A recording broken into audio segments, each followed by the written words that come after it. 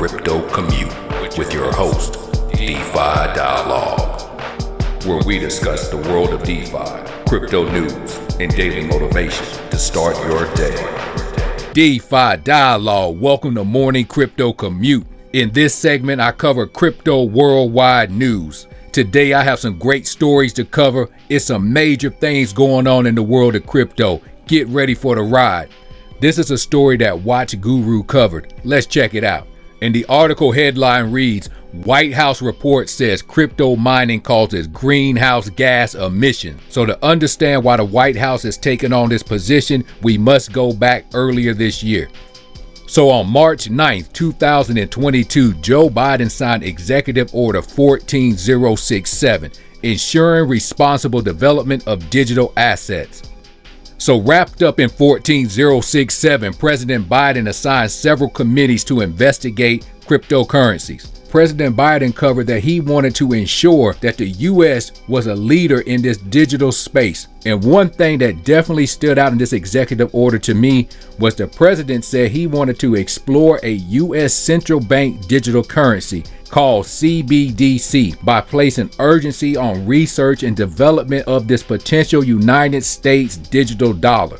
The order also directs the U.S. government to access technological infrastructure and the capacity we have in order to develop this digital U.S. dollar in a manner that protects American interests.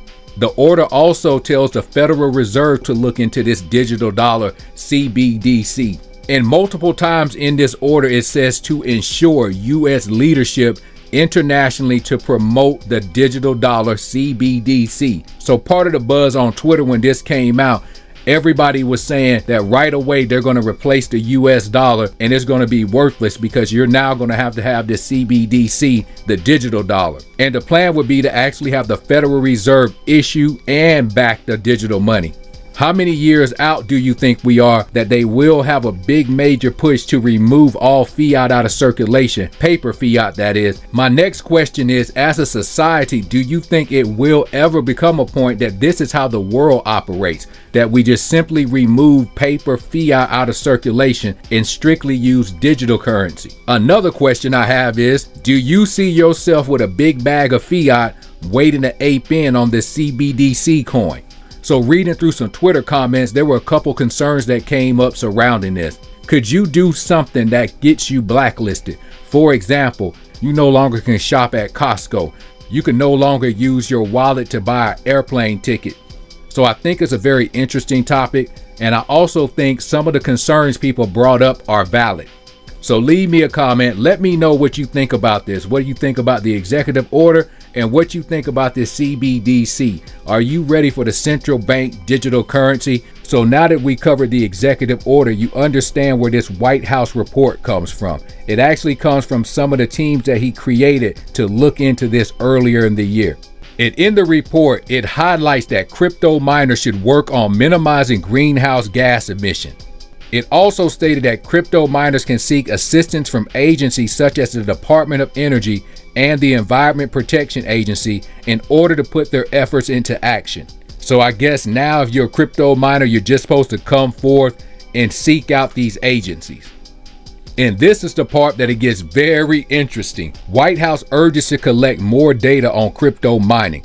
The proposal from the report suggests that the government should collect more statistics and data regarding the power consumption of the cryptocurrency mining industry.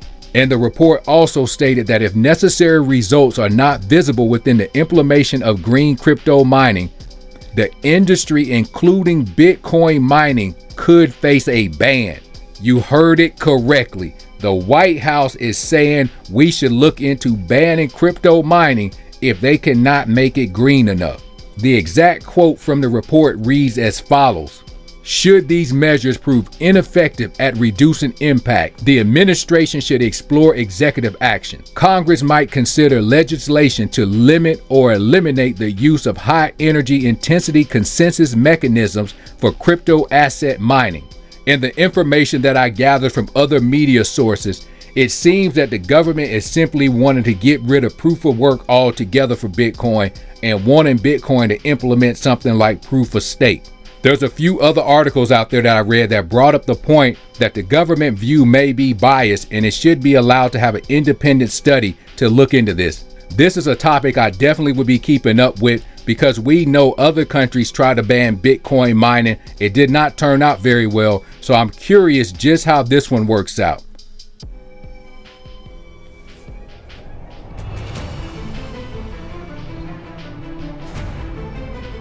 So in my next segment, we're going to look at Bitcoin from a whole nother perspective. So let's talk about the city of Prospera. It's a charter city within Honduras. So in this article, they sat down and had an interview with the president of Prospera. He labeled it as a free city that has adopted Bitcoin as legal tender. He wanted to make sure it was clear that it was not only about Bitcoin, it was really about freedom. They just used Bitcoin as a tool to achieve that freedom. So reading this story, I learned a few things that I hope other places around the world start to incorporate. So the city of Prospera actually entered into a charter agreement with Honduras, guaranteeing the autonomy of the governance for its residents for 50 years. So for 50 years, they have agreement with Honduras.